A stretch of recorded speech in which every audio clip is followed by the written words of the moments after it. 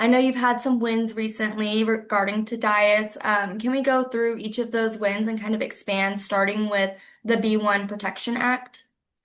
Well, sure. Just last week, the Senate passed the National Defense Authorization Act. And I've spent 13 years fighting for the servicemen and women all across the country, but obviously particularly in Texas, and fighting in particular for our incredibly important military bases all across Texas. Texas has a unique role when it comes to the military in terms of supporting our active duty military, supporting our veterans. There's no state in the union like Texas when it comes to supporting the military. Dias is a crown jewel for our Air Force, and Dias right now has the B-1 bomber. As you know, the Air Force is in the process of transitioning from the B-1 bomber to the B-21 bomber, and then that will be an important transition. Dias will be central to that transition, but it's critical as we do that transition that the B-1 be maintained until the B-21 is ready to go, and so. As part of the National Defense Authorization Act, I authored a provision that was adopted last week by the Senate to protect the B-1 at Dias at least until 2030 to ensure that we maintain that capability. We maintain the capability of flying those bombers, the capability of maintaining those bombers. All of the related expertise needs to be maintained so that we can be in a position at Dias to continue with the B-21 going forward. And that is critically important, not just to military readiness. You know, you may know in February of this year, the B-1 bombers from Dias were used to carry out military strikes against Iran's Quds forces in Iraq and in Syria. It's a critically important tool of defending this nation. And when it comes to both the capability and the jobs that Dias drives, it is my job to fight tooth and nail to defend them. And it's my job to have Dias's back. And I'm proud with this victory. It's a big victory for West Texas. That's awesome. And so the B-21, do you know about when Dias would be expecting to get that? Where are we at on that? So that timing is still moving forward. It is not set in stone, but part of this National Defense Authorization Act also includes authorization of funding to upgrade the facilities at Dias so that it is prepared to accept the B-21 and be one of the critical bases. So that timing is moving forward. I am pressing for sooner rather than later, but that process is still ongoing within the Department of War. And so the B1 Low Observational Corrosion Facility and Mission Planning Facility. That's a lot of big words, a long title. Can you kind of explain what that is? That is additional investment in the capability at Dias, both with the current B1, which is there and will be protected there through 2030, but also it is also helpful in the process of preparing Dias to be able to be one of the core bases, central bases for the B-21. And then the other win that I was told about was the Dias gate repairs. Can you kind of expand a little bit on what this is? Um, that's another provision of the National Defense Authorization Act, which is investment to repair the gates and enhance the security. You know, we've seen at a number of our military bases, we've seen a problem with gate crashers. We've seen a problem with potential terrorists coming to the gates, and this is authorization for funding to enhance the security at Dias and to repair and improve the gates. And so all of these put together, how are these wins going to keep Abilenians safe? Well, they do two things. Number one, they preserve jobs in Abilene, and that is critically important. Look, there's a reason that every single day we have more than 1,500 people coming to the state of Texas. People are coming to Texas from all over the country, from all the other states. Why? Because Texas is where the jobs are. And my number one priority is jobs, jobs, jobs. So one of the big reasons I fight for Dias is a huge driver of jobs in West Texas. But number two, Dias is also critical for military readiness. We live in a dangerous world.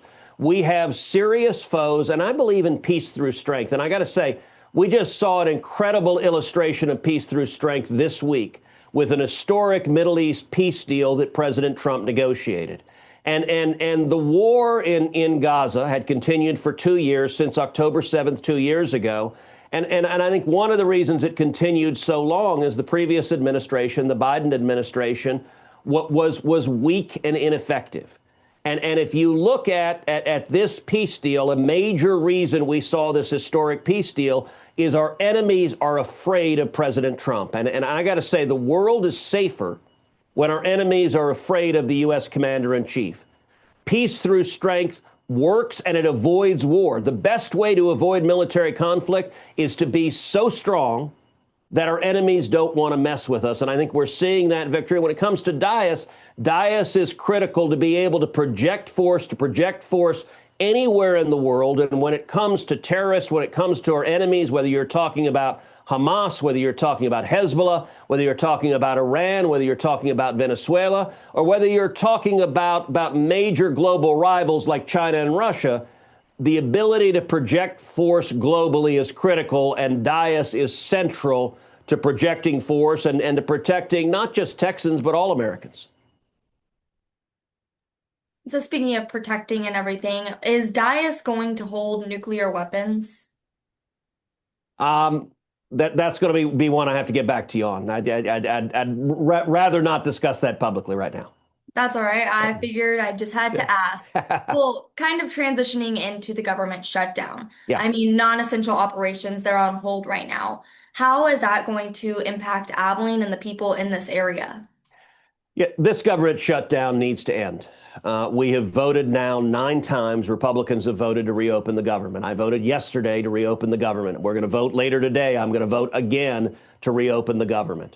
We're facing a partial government shutdown. Why? Because the Democrats, Chuck Schumer, this is the Schumer shutdown. The Democrats have forced a shutdown. Virtually every Democrat has voted 9 times so far. They'll vote a 10th time today to keep the government shut down. Why are they shutting the government down? It's really 2 reasons. Number one, they're forcing a government shutdown because they want free taxpayer-provided health care for illegal aliens in America. Now, I got to say, I think that's wrong. I think that's not supported by Texans. It's not supported by Americans. It is driven by a left-wing political agenda, a radical political agenda, and it is incredibly cynical to shut the government down to try to force free health care for illegals. But I'll tell you, Brenna, the shutdown is about something even simpler than that, which is Chuck Schumer has a political problem. Several months ago, when Congress voted to keep the government open several months ago, Schumer and the Democrats cooperated with Republicans in terms of keeping the government open. And Schumer almost lost his job. The radical left-wing base got furious with him. And Chuck Schumer right now is looking over his left shoulder, and he's afraid of being primaried from the left by AOC. And so this shutdown is all about Schumer throwing a temper tantrum and demonstrating to the radical base, you see, I hate Donald Trump as much as you do. I'm so crazy, I'll shut the government down. Please don't take my job away. That's what Schumer is saying. And I'll tell you something that's going to infuriate you. So today, government employees all over the country on October 15th did not get their paycheck. They did not get their paycheck because the Democrats cynically have shut the government down. I think this shutdown is likely to continue at least another week. And the reason why is this Saturday, October 18th, there's a big rally planned of left-wing radicals. It's called the No Kings protest in Washington, D.C. And all these left-wing radicals are coming to Washington, and the Democrats are terrified to reopen the government before the radicals come to town because they're afraid the radicals will be angry with them and tar and feather them if they reopen the government. So what that means, if you're a government employee right now and you didn't get your paycheck, the reason you didn't get your paycheck is because the Democrats are engaged in a political stunt to impress their radicals. I'll tell you a second thing, Brenna, that will infuriate you. Government employees all across America did not get a paycheck today, but you know who did? Members of Congress. Under the 28th Amendment of the Constitution, compensation for members of Congress cannot be altered during their term in office. What that means is even during a shutdown, members of Congress continue to get paid. Now, you don't have to. When this shutdown started, I sent a letter to the Secretary of the Senate saying, please hold my paycheck. Do not deposit 1 penny in my bank account until this shutdown is over. I am not going to be paid by the taxpayers. as long as there is a soldier or sailor or airman and Marine who is not being paid. And what is infuriating is virtually all the Democrats are continuing to get their paycheck. They're happy to get paid even while they shut the government down in an act of petulance. So what's it going to take for them to stop voting to keep it shut down or for the government to reopen, essentially? At some point, you'll see a handful of Democrats agree to work with the Republicans to turn the lights back on. And the reason we have a shutdown, in order to pass funding to keep the government open, it takes 60 votes in the Senate. Under the Senate rules, you've got to have 60 votes. There are only 53 Republicans. That means Republicans cannot keep the government open on our own. We have to have Democrat cooperation. We need at least 7 Democrats. And right now, the Democrats are voting almost entirely party line. I think there are 3 Democrats who have joined with us to keep the government open, but we need at least 7. So 3 is not enough. What will happen eventually, and I don't know if it'll be next week or in 2 weeks or 3 weeks, but at some point, you'll see 7, 8, 9, 10 Democrats come together. It will probably be Democrat senators who are retiring, who are no longer facing the risk of being primaried from their left. And they'll join together and say, OK, this shutdown's gone on long enough. It's time to turn the lights back on. It's time to reopen the government. Now, you asked a minute ago, what does a government shutdown mean? In a government shutdown, typically, about 17 to 18% of the federal government shuts down. About 82 to 83% continues. The basic principle is everything that is essential continues. So our military continues. We continue to defend ourselves because that is critical and vital even during government shutdown. What also continues is law enforcement. So the FBI continues, Border Patrol continues, ICE continues. Anything that is protecting the public safety, that continues. Medicare, Medicaid, Social Security, all of that continues. What shuts down? What shuts down is functions that are deemed non-essential. So things like the national parks. If you were planning to go to a national park, you are likely to find it closed. If you were planning to come to Washington, D.C. with your family and wanted to visit the Smithsonian and go to the Air and Space Museum, you're likely to find that closed. That's one of the things that shuts down.